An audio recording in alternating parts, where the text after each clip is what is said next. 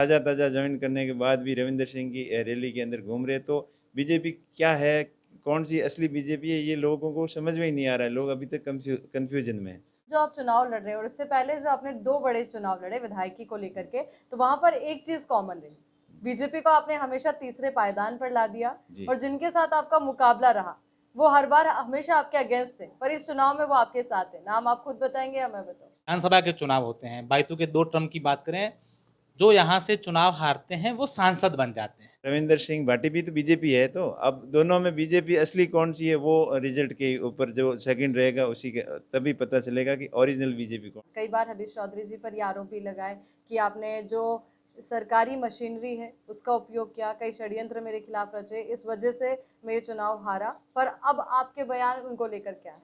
कई लोग तो ये कह रहे हैं रविंद्र सिंह भाटी आपकी टीम में है, आपने उनको षड्यंत्र की तरफ पे उतारा है ताकि बीजेपी के वोट कट और आप जीत। नमस्कार, द खटक में आपका स्वागत है। मैं हूँ आयुषी विजयवर्गीय आपके साथ।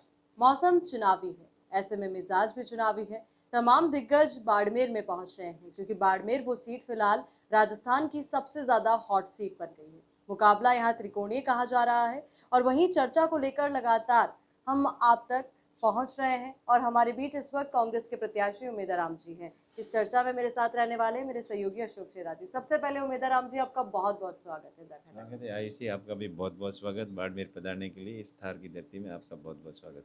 जी बिल्कुल, बहुत बहुत शुक्रिया सर आपका। सबसे पहले उमेदराम जी, एक किसान परिवार से आपका ताल्लुक रहा, उसके बाद समय आया ऐसा जब मुसीबत की घड़ी आई, आपने मजदूरी भी की, ऊँट घोड़ों के जरिए पानी भी लेकर आए घर तक, काफी दिक्कतें आपने झेली है। पर इन दिक्कतों के साथ साथ ये राजनीति का सफर कैसे शुरू हुआ वो मैं आपसे जानना चाहूँ।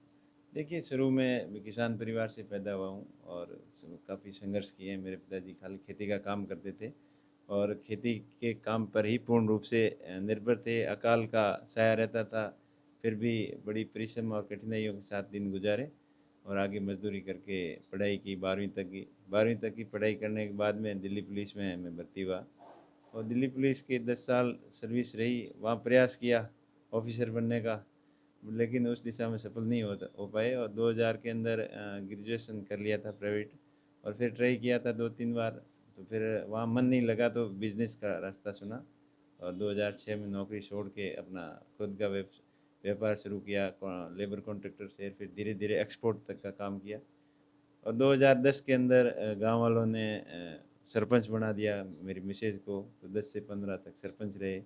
उस दरमियान अपना बिजनेस जो उसको जारी रखा, जो सोलर कंस्ट्रक्शन का था।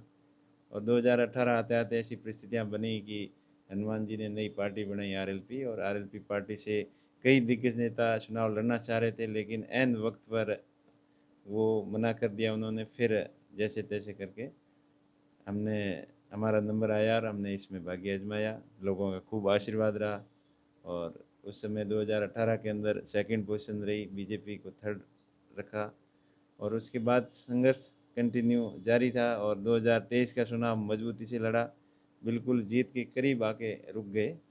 और फिर लोगों का ये मन था कि आपको चुनाव लोकसभा का लड़ना चाहिए और कांग्रेस पार्टी से लड़ना चाहिए, तो लोगों के मन को देखते हुए और बड़े नेताओं की, कांग्रेस के नेताओं से सबकी आपसी राय मशवरा होकर ये निर्णय लिया। लोगों की भावना को देखते हुए अभी आपके सामने चुनाव लड़ रहे हैं। बिल्कुल, इस बार जो आप चुनाव लड़ रहे हैं और इससे पहले जो आपने दो बड़े चुनाव लड़े विधायकी को लेकर के, तो वहां पर एक चीज कॉमन रही, बीजेपी को आपने हमेशा तीसरे पायदान पर ला दिया जी। और जिनके साथ आपका मुकाबला रहा वो हर बार हमेशा आपके अगेंस्ट थे, पर इस चुनाव में वो आपके साथ है। नाम आप खुद बताएंगे या मैं बताऊं?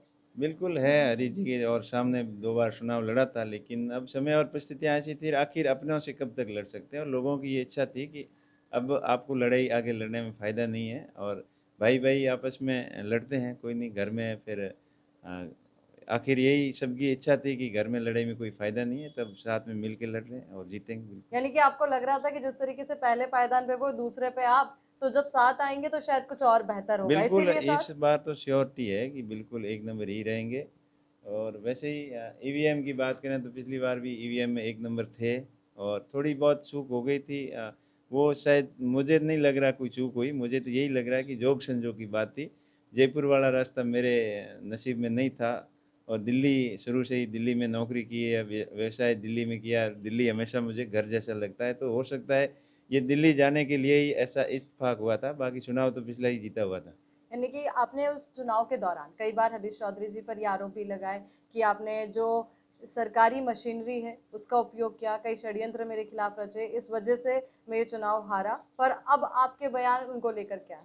देखिए, अब राजनीति के अंदर बयानबाजी तो चलती रहती है और मैंने एक ही चीज़ में सारे जवाब दे दिए ना, आखिर में अपनों से कब तक लड़ सकते हैं। इसलिए ये सब कुछ लड़ाई झगड़े सब छोड़ दिए और सब संगठित होके अपने समाज के लिए, अपने बाड़मेर ज़िले के लिए, 36 कौम के लिए ये निर्णय लिया गया और ये बाड़मेर के लिए अच्छा ही होगा। मुझे लग रहा है अशोक जी आप भी कुछ पूछना चाह बिल्कुल रहे आयुषी, हैं। मैं आपके सवाल में एक बात ऐड उमेद जी करना चाहूँगा कि दो यहाँ से जब विधानसभा के चुनाव होते हैं, बाइतू के 2 टर्म की बात करें, जो यहाँ से चुनाव हारते हैं वो सांसद बन जाते हैं। बिल्कुल ऐसा हुआ है, 2 बार तो हुआ है, 2 बार क्या 3 बार ही हुआ है। 2009 के अंदर 8 वाले विधानसभा चुनाव में हरी जी पर प्रबल दावेदारी थी और किसी न किसी वजह से एमएलए का टिकट नहीं मिला और फिर एमपी बन गए। तो उस हिसाब से देखें तो 3 बार से ऐसा ही होता आ रहा है और इस बार भी लोगों की भावना है, बाकी होना करना तो वो सब कुछ अब 4 तारीख को पता चलेगा। लेकिन पूरा विश्वास है 36 कौम के लोगों को और बाड़मेर की जनता को, इस बार जो पहले 2 बार हुआ वैसा इस बार भी होगा। इस बार आप अपना मुकाबला किससे मानते हैं? देखिए, मुकाबला तो बीजेपी से ही है। रविंद्र सिंह भाटी को लेकर तो आप देखिए, अक्सर बयान देते हैं। रविंदर सिंह भाटी भी तो बीजेपी है, तो अब दोनों में बीजेपी असली कौन सी है वो रिजल्ट के ऊपर जो सेकंड रहेगा उसी के तभी पता चलेगा कि ओरिजिनल बीजेपी कौन पर सी थी। कई लोग तो ये कह रहे हैं रविंद्र सिंह भाटी आपकी टीम में है, आपने उनको षड्यंत्र की तरफ पे उतारा है ताकि बीजेपी के वोट कट और आप जीत जाए। और हम क्यों, अब आपको देखो ना, बीजेपी जब जो अपने आप को देशभक्त राष्ट्रवाद के नाम से बताते हैं, बीजेपी के बड़े पदाधिकारी जो पदों के ऊपर हैं, जीते हुए हैं, जिला परिषद सदस्य हैं, पंचायत समिति सदस्य हैं, कुछ प्रधान है, कुछ और भी लेवल के ऊपर लोग हैं। और जो बीजेपी ज्वाइन करने के बाद भी अभी ताज़ा ताज़ा ज्वाइन करने के बाद भी रविंदर सिंह की रैली के अंदर घूम रहे, तो बीजेपी क्या है, कौन सी असली बीजेपी है, ये लोगों को समझ में ही नहीं आ रहा है। लोग अभी तक कंफ्यूजन में हैं। ताज़ा जॉइन करने के बाद घूम रहे हैं, इशारा किस तरफ है उमेद जी? वो आप खुद समझते हो, मेरे मुंह से क्यों खिलवा रहे हो? आपने देखा होगा रोड शो के अंदर कौन कैसे घूम रहा था, कैसे। चलो उमेद जी, अब इस चुनावों की बात कर रहे हैं, आपकी काफ़ी सारी विधानसभा की आपके संघर्ष की बात हो गई। क्या स्थिति है आज की? बिल्कुल स्ट्रॉन्ग स्थिति है और कांग्रेस पार्टी मजबूती से चुनाव लड़ रही है। मजबूती से चुनाव लड़ने के साथ में मजबूती से एक तरफा जीत हो रही है। इमरान प्रतापगढ़ी, जिग्नेश मेवानी, निर्मल चौधरी, विनोद जाखड़, तमाम नेता, यूथ जो स्टार प्रचारक सब पूरे बाड़मेर मिला दिए। कहीं कांग्रेस इस सीट को नाक का सवाल लेके बैठी, राजस्थान कांग्रेस की ये सीट तो कैसे भी करके निकाल। देखिए, नाक का सवाल की बात नहीं है, ये बात अब जनता ने तय कर लिया है कि इस बार परिवर्तन लाना ही है, क्योंकि पिछले 10 साल का कार्यकाल बीजेपी का रहा, उससे लोग संतुष्ट नहीं हैं। और विशेषकर बाड़मेर के लोग, जो केंद्रीय मंत्री यहाँ के होते हुए भी किसानों के लिए कुछ खास कर नहीं पाए, बाड़मेर के लिए कोई बड़ी योजना नहीं ला पाए, खाली एक रिफाइनरी को गिना रहे। रिफाइनरी तो यूपीए सरकार की तरफ उस समय इसका शिलान्यास हो गया था। इन्होंने जानबूझ करके चुनावी हिसाब से 4 साल लेट करके फिर ऐन वक्त 2018 के चुनाव नज़दीक आए तभी इन्होंने काम शुरू किया। बाकी इसके अलावा और कोई ऐसा बाड़मेर के लिए कोई प्रोजेक्ट इन्होंने दिया नहीं। घोषणाएं खूब की थी, जैसलमेर बाड़मेर गुजरात रेल सीधा रेल लाइन से नई रेल की थी, बाड़मेर से फलोदी रेल लाइन की थी, बाड़मेर के अंदर एयरपोर्ट की बात कर रहे थे, और भी इंफ्रास्ट्रक्चर मजबूत करने के लिए, इंडस्ट्रियल को डेवलपमेंट करने के लिए बाकासर पोर्ट का था। और सबसे अहम मुद्दा था कि नर्मदा का और इंदिरा गांधी नहर को आपस में जोड़कर पानी की कैपेसिटी बढ़ाकर, डैम बनाकर, इन नहरों की कैपेसिटी बढ़ाकर खेतों तक पानी जाए। और माही बांध का पानी राजस्थान के हिस्से का जो आज से 15 साल पहले मिलना था, उसके अंदर कहीं न कहीं इनकी कमज़ोर पैरवी रही, इनकी नीति ठीक नहीं थी। इसलिए नहीं तो 2014 में मोदी जी ने बोला था कि नदियों से नदियाँ जोड़ने के तहत माही बांध का पानी राजस्थान के, इसी पश्चिमी राजस्थान के जालोर, सिरोही, जोधपुर और बाड़मेर के लिए वरदान साबित होगा और ये हम ला के करके दिखाएंगे। लेकिन अभी तक उसी मुद्दे पर बातें ही कर रहे हैं। माननीय उच्चतम न्यायालय के अंदर संघर्ष समिति के पक्ष में निर्णय आने के बाद में भी इनकी आंख नहीं खुल रही है। गजेंद्र सिंह शेखावत खुद जल संसाधन शक्ति मंत्री हैं, फिर भी उनके पास लोग गए तो वो बोल रहे कि गुजरातियों से पंगा कौन ले, हमारी हिम्मत नहीं है, ये गुजरात सरकार का और केंद्र का मामला है, हमारे बस की बात नहीं है। तो आप लोगों के केंद्रीय जल शक्ति मंत्री के बस की बात नहीं, इधर कैलाश जी जो राज्य मंत्री, कृषि राज्य मंत्री रहे, उनके बस की बात नहीं। तो लोग किसके ऊपर भरोसा करेंगे, किसकी तरफ आस देंगे। इसलिए लोग इस बार बीजेपी से आस छोड़ दी है और कांग्रेस के प्रति उनकी आशा है, और कांग्रेस पार्टी को आशा भरी उम्मीद भरी किरणों से देख रहे हैं कि कांग्रेस की वापसी होगी, तभी किसानों की समृद्धि होगी, जवानों की के लिए हित के काम होंगे, महिला सशक्तिकरण होगा, जवानों को रोजगार मिलेगा और महंगाई कम होगी और देश की आर्थिक स्थिति मजबूत होगी। इस विचारधारा के साथ, इस भावना के साथ लोगों ने मन बनाया है। काफ़ी चीज़ें याद रख लेते हैं उमेश जी। अब देखिए अनुभव है कि फिर पढ़ते हैं? और अनुभव तो ठोकरें खाने से इधर अनुभव आपस में जब एक दूसरे की बात शेयर करते हैं, संघर्ष करते हैं, लोगों के बीच में जाते हैं, तो अपने आप हो जाता है। अच्छा, आपको कैसे लगता है कि आपने तमाम मुद्दे गिनाए, तमाम बातें की, वो आप सरकार से, जो देश में सरकार बनेगी उससे ले आएँगे? बिल्कुल, इस बार सरकार ये 400 पार की बात कर रहे हैं कि ये खाली हवा-हवा में ही है, ये 200 पार होना भी बड़ा मुश्किल है। तभी तो बार-बार इनके नेता बयान दे रहे हैं कि हम संविधान चेंज कर देंगे, फिर मोदी जी को स्पष्टीकरण देना पड़ता है उन्हीं चीज़ों के ऊपर।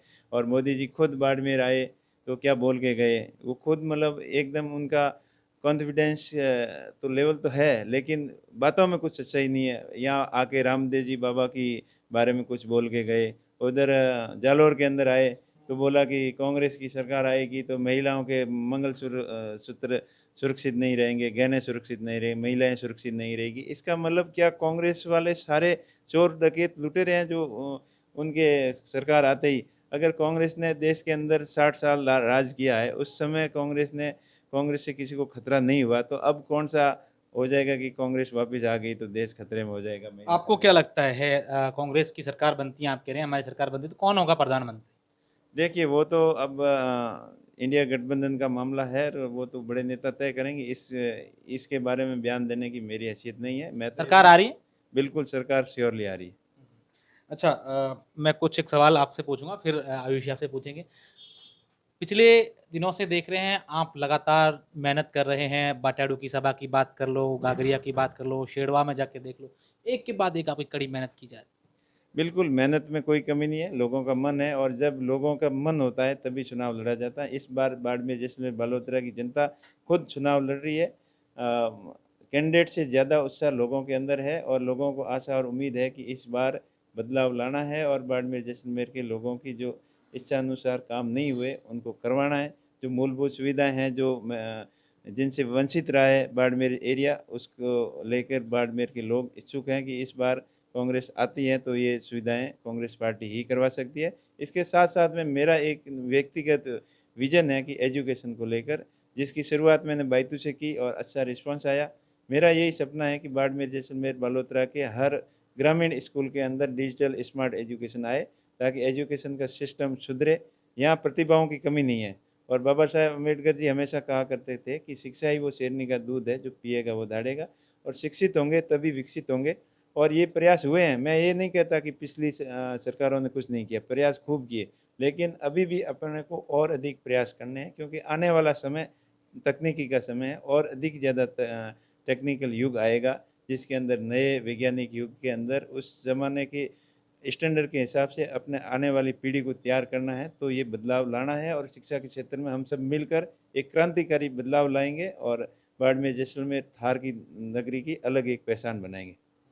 बिल्कुल उमेद है राम जी, जिस तरीके से आपने कहा कि शिक्षा को लेकर आपका पूरा फोकस रहेगा, पर वहीं बाड़मेर की आम आवाम की मैं बात करूं, बाड़मेर की आम जनता की बात करूं, तो हम देखते हैं कि चुनाव दर चुनाव आते हैं, नेता आते हैं, मंत्री आते हैं, पर जो आम लोगों के मुद्दे हैं वो नहीं बदलते। उनकी जो मांग है वो वही है, रोड, सड़क, यानी कि पानी, बिजली। तो यहाँ पर पानी की समस्या आज भी उतनी ही दूभर है। देखिए, वो तो मुद्दे है ही है, वो तो मूलभूत सुविधाओं के लिए हर कोई प्रयास करता है और हम भी करेंगे। जो पहले के नेताओं ने किया उनसे अच्छा करने का प्रयास करेंगे। हम नहीं कहते पहले नेताओं ने कुछ नहीं किया, बीजेपी कांग्रेस ने कुछ नहीं किया, उन्होंने हिसाब से प्रयास तो किए और हम उनसे और अधिक बेटर करने का प्रयास करेंगे। ये हमारा मेन मकसद है। बाकी हमारा नया मुद्दा है ना, वो तो सड़क, पानी, बिजली की बात करता है। शिक्षा की बात किसी ने की क्या? तो ये अगर शिक्षित होंगे तो शिक्षा ही सभी समस्याओं का समाधान है। अगर बिल्कुल उमेश जी, चाय का समय है और आज समय बहुत कम मिलता है, आप चाय भी लीजिए और चाय लेते-लेते आराम से बातचीत करें। जी, जी भाई साहब। बिल्कुल, देखिए आपने देखिए शिक्षा की बात की, वाक़ई में ये बहुत ज़रूरी भी है। तो अब आप मुझे ये भी बताइए कि गठबंधन की बात लगातार की जा रही है कि आरएलपी और कांग्रेस दोनों के साझा उम्मीदवार आपके सकते हैं आपको, या कहें कि इंडी गठबंधन के एक उम्मीदवार आप यहाँ से हैं, तो किस तरीके से आपको लोगों का समर्थन मिल रहा है, साथ मिल रहा है? क्योंकि कई बार खबरें इस तरीके की आती है कि अंदर खाने कलह है, चाहे बाहर से सब कुछ एक दिख रहा है। नहीं, कोई कलह नहीं है, एकदम एकजुटता से कांग्रेस और आरएलपी के कार्यकर्ता दिन रात कड़ी मेहनत करते हैं और आपस में एक दूसरे से मिलकर सलाह मशवरा से सभी एकत्रित होकर कांग्रेस पार्टी को जिताने के लिए, इंडिया गठबंधन को जिताने के लिए मेहनत कर रहे हैं। कल हनुमान बेनीवाल ने एक बयान दिया जालोर में, आपने सुना वो? नहीं, मैंने सुना नहीं, मैं तो व्यस्त चर्चाएं सुनी उस नहीं, उसके बारे में अभी सुना नहीं, मैं अब फुर्सत होगी तब सुनूंगा, मैं तो भाग दौड़ में हूँ। लेकिन हनुमान जी ने मेरे बारे में ऐसा कुछ नहीं बोला। वो जो कमज़ोर सीटें हैं उनके लिए कड़ी मेहनत कर रहे हैं, प्रयास कर रहे हैं, लेकिन उनका यही प्रयास है कि राजस्थान के अंदर कांग्रेस पार्टी मजबूत हो और कांग्रेस पार्टी की ज़्यादा से ज़्यादा सीटें आए। हनुमान बेनीवाल को आपने न्योता दिया, बुलाया कि हमारे यहाँ आओ प्रचार करो? नहीं, बुलाया था, लेकिन वो चुनावी व्यवस्थाओं के कारण यहाँ नहीं आ पाए और उनका फोकस है कि ज़्यादा कमज़ोर सीटें हैं वहाँ उनकी मेहनत करके उन सीटों को निकालने का है। और बाड़मेर वैसे मजबूत है स्थिति में है, और वो वहाँ बैठे ही अपना अपने लोगों को निर्देशित कर रहे हैं कि आप मेहनत करो, और कार्यकर्ता दिन रात एक करके मेहनत कर रहे हैं और प्रयास कर रहे हैं, और हम मिलकर लड़ रहे हैं और जीतेंगे। अमीन खान से मिलने गए थे आप? हाँ, बिल्कुल गए थे अमीन खान से। क्या बातचीत हुई? कई प्रकार की बातें सोशल मीडिया पर आ रही है साहब। अमीन खान जी वो अपनी हज यात्रा पर, उम्रा यात्रा पर गए गए हुए थे। उससे पहले हमारी बाइतू की सभा के अंदर आए थे। वो आशीर्वाद देके गए कि रमज़ान के मैं पवित्र माह में मैं आके ये वचन देता हूँ कि ये अच्छा आदमी है, कांग्रेस पार्टी को मजबूत करने के लिए भाई को जिताना है। उससे पहले भी कई बार मिल के आए, उन्होंने आशीर्वाद दिया और उनका आशीर्वाद आज भी साथ में है। लेकिन वो अब हज करके आए थे और फिर मिलने गए थे, शिष्टाचार मुलाकात थी, और वो उनका मन अभी भी कांग्रेस पार्टी के साथ में है। कल एक इंटरव्यू में एक बयान दिया है, आपने सुना वो अमित जी?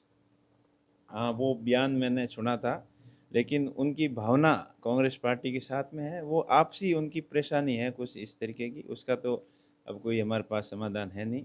लेकिन माननीय अमीन खान जी से मैं तो यही कहना चाहूँगा, बुज़ुर्ग हैं वो, हमेशा पार्टी के लिए अच्छी मेहनत की है, पार्टी को आगे बढ़ाया है। 8 बार विधायक रहे हैं, हर बार लोगों ने वोट दिए हैं। कई बार कुछ क्या घर की कलह की वजह से किसी दूसरे के ऊपर दोष देना वो ठीक नहीं है, लेकिन उनकी उम्र भी हो गई है। पर लेकिन उनका परिवार और सब, और वो भी मन से कांग्रेस पार्टी के साथ में है। और कभी कभार तो परेशानी में होता है, कोई आदमी बयान दे देता है, उसको अदरवाइज नहीं ले, आज भी वो कांग्रेस पार्टी के लिए मेहनत कर रहे हैं और कांग्रेस पार्टी के साथ हैं। उम्मेदवार बेनीवाल आज किसको चुनौती मानते हैं सबसे बड़ी? देखिए, बाड़मेर जैसलमेर बालोतरा की जनता ने मन बना लिया कांग्रेस पार्टी को जिताने का, तो कांग्रेस पार्टी एक तरफा जीत रही है, चुनौती वाली कोई बात नहीं है। देखिए, जीत की आप बात कर रहे हैं, जीत को लेकर पूरी तरीके से आश्वस्त भी आप नजर आ रहे हैं। आज आपका बड़ा रोड शो यहाँ पर होने वाला है, कितने लोगों के जुटने की उम्मीद आप जता रहे हैं? देखिए, हज़ारों की संख्या में लोग आएंगे और बाड़मेर की गलियां और सड़कें खचाखच भर जाएगी, पाँव रखने की जगह नहीं होगी, इतने लोग आएंगे। कंगना लोगों रनौत के भी है, क्या? कंगना रनौत का भी रोड शो है आपसे ठीक है? हाँ, कंगना रनावत के शो तो लोग देख देख के थक चुके हैं। वो तो पिक्चर हॉल के अंदर शो देखते हैं उनके, यहाँ रोड पे ऊपर कोई नहीं देखने आता। नहीं, पर फिर भी आपको लग तो रहा होगा कि आज 2 रोड शो, वो भी इतने बड़े रोड शो, क्योंकि दोनों ही लीडिंग पार्टीज़ है, बीजेपी और कांग्रेस दोनों का एक ही दिन रोड शो। वो आप देख लेना, पता चल जाएगा। शाम को इस बारे में बात करेंगे, अभी बात करने का उचित नहीं होगा क्या चलिए, कहना क्या नहीं। उम्मीदवार राम जी, एक सवाल और, क्योंकि देखिए नेताओं की रैलियों में, रोड शो में भीड़ बहुत जुटती है, ये सब जानते हैं। आपके रोड शो में भी काफ़ी भीड़ जुटेगी। तो ऐसे में क्या वो भीड़ वोट्स में कन्वर्ट हो पाएगी? बिल्कुल, जिस पार्टी के साथ में लोग मन से लगते हैं तो वो वोटों के अंदर ही कन्वर्ट हुआ हुआ होता है ऑलरेडी। और विशेषकर जो इस बाड़मेर जैसलमेर बालोतरा के अंदर 4 लाख युवा जो पहली बार लोकसभा का वोट देंगे, उनके अंदर तो पूरा उत्साह है, और उस 4 लाख में से 3.5 लाख से ज़्यादा वोट कांग्रेस पार्टी के पक्ष में करेंगे। और इसी वजह से ही तो युवाओं का ये माहौल आप देख रहे हो। जि जिस तरफ युवा ज़्यादा होता है उसी तरफ रुझान जीत का उसी तरफ होता है। आपके पोस्टर्स पे कई जगह लिखा है, लोगों की उम्मीद आराम।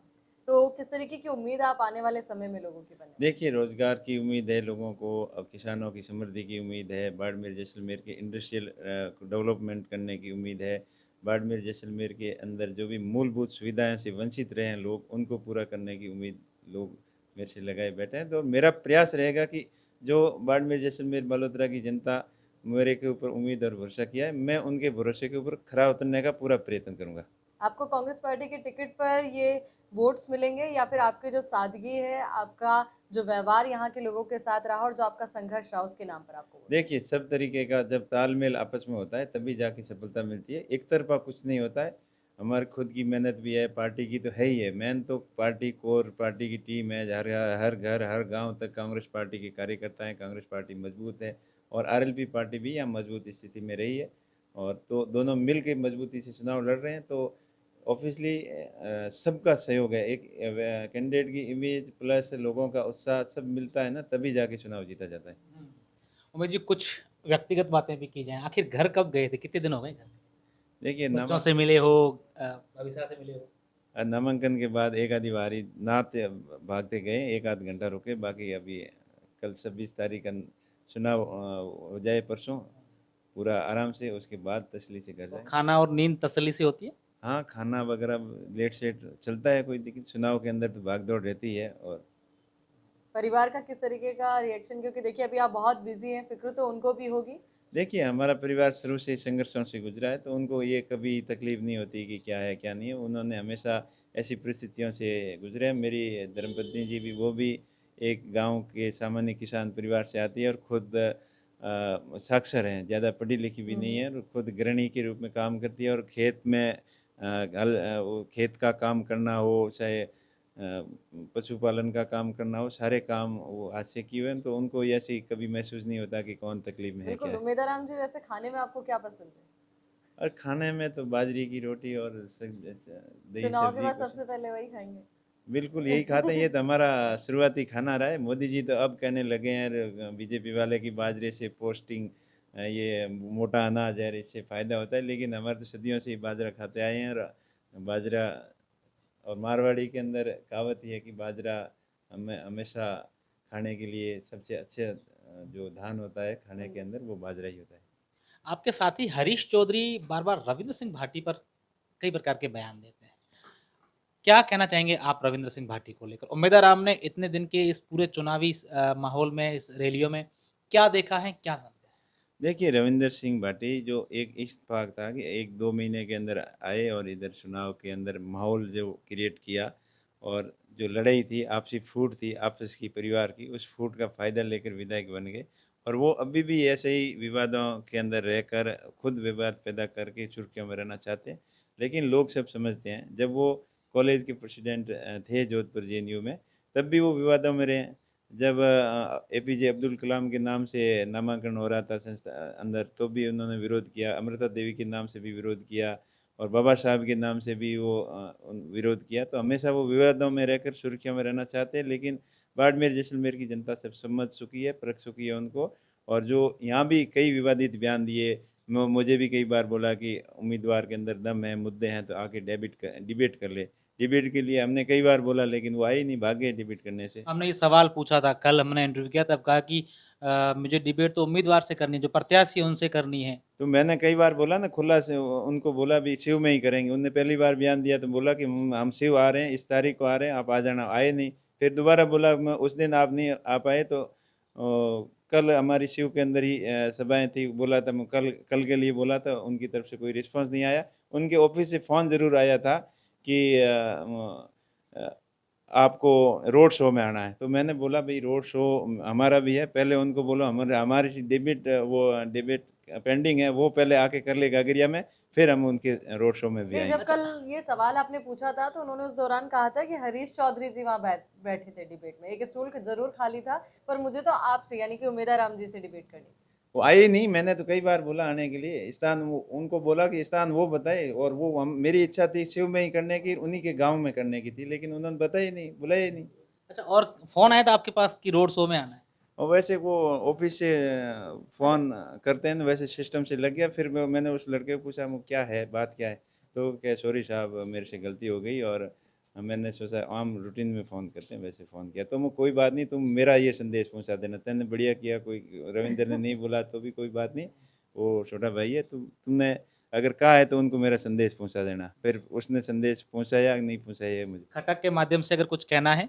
बस यही कहना है कि मैं बाड़मेर जैसलमेर के लोगों से अपील करना चाहूँगा कि बाड़मेर जैसलमेर के लोगों का जो आपसी भाईचारा रहा है, सरहदी एरिया है, यहाँ हिंदू मुस्लिम जाट, राजपूत, 36 कौम के लोग आपस में एक दूसरे के जब काम पड़ता है तो भाई से ज़्यादा पड़ोसी काम आते हैं और यहाँ भाईचारा के नाम से ये क्षेत्र जाना जाता है। तो हम सबसे अपील यही करें कि अपना भाईचारा कायम रहना चाहिए। चुनाव आज है, 26 तारीख को ख़त्म हो जाएँगे, उसके बाद में वही माहौल रहना है। तो ऐसा आपस में व्यवहार नहीं करें कि कभी एक दूसरे से आँख मिला के बात करने लायक नहीं रहें। अपना भाईचारा कायम रखें, जो जिसके मन के अंदर अच्छा लगे और सोच विचार के उसको प्रत्याशी को वोट दें। बिल्कुल, ये उम्मीदवार बेनीवाल थे, तमाम बातों के सवाल बेबाकी से दिए। 2 खास बातें उम्मीदवार बेनीवाल में आज देखने को मिली। एक तो इनकी सादगी, जिसकी मिसाल है, और दूसरी कि ये तमाम चुनावी सभाओं में, इंटरव्यू में बहुत अच्छे से सवाल और उनके जवाब अच्छे से देते हैं, पूरी बात अपनी रखते हैं। उम्मीद करते हैं इस चुनाव शांतिपूर्ण और सामाजिक समरसता के साथ संपन्न हो। बिल्कुल, जिस तरीके से उमेदा राम जी ने यहाँ पर द खटक के माध्यम से एक बहुत बड़ी बात कही कि चुनाव होते रहेंगे पर आपसी भाईचारा कायम रहना चाहिए। इसके लिए भी आपका बहुत-बहुत शुक्रिया और इतने बिज़ी शेड्यूल में से चुनावी सभाओं के बावजूद आपने अपना कीमती समय हमें दिया, उसके लिए भी बहुत-बहुत शुक्रिया आपका। शुक्रिया। बिल्कुल, चलिए अब वक़्त हो चुका है आपसे इजाज़त लेने का, पर आप बने रहिए हमारे चैनल द खटक के साथ, जहाँ पर चुनाव से जुड़ी हर अपडेट आपको मिलेगी सबसे पहले, सबसे सही, सबसे सटीक। चलिए, नमस्कार।